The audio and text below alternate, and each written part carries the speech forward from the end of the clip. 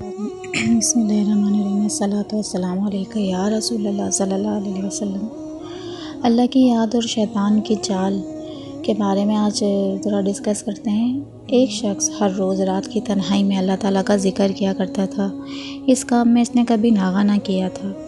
ایک دن شیطان نے اس کے دل میں وسوسہ ڈالا، اے شخص، تو ہر روز رات کو اللہ اللہ کرتا ہے، اور ایک مدت گزر گئی اس کام کو کرتے ہوئے، لیکن کیا کبھی ایک بار بھی اللہ تعالیٰ کی بارگاہ سے جواب میں لبیک ہوئی؟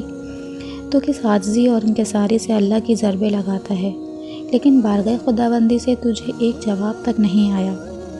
اس شخص کے دل میں اس خیال کا آنا تھا، وہ پریشان ہو گیا اور شکستہ خاطر ہو کر لیٹ گیا۔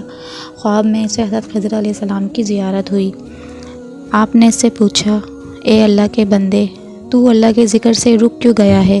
کہنے لگا، میں تو ہر روز اللہ اللہ کرتا تھا، لیکن جواب میں میرے پاس لبیک نہیں آیا، اسی لیے میں اس بات سے ڈر گیا کہ شاید میں اللہ تعالیٰ کی بارگاہ میں مردود ہوں۔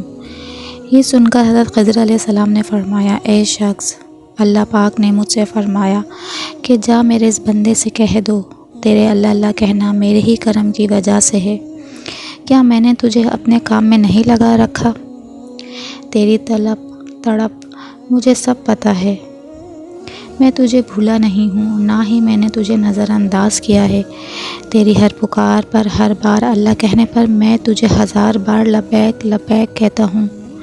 تجھے یہ سوچ، یہ عمل، یہ طلب میں نے ہی دی ہے، اور میں نے ہی تجھے اس کام پر لگایا ہے، اور اصل میں تجھ سے زیادہ مجھے ہی تیرا اشتیاق اور شوق ہے۔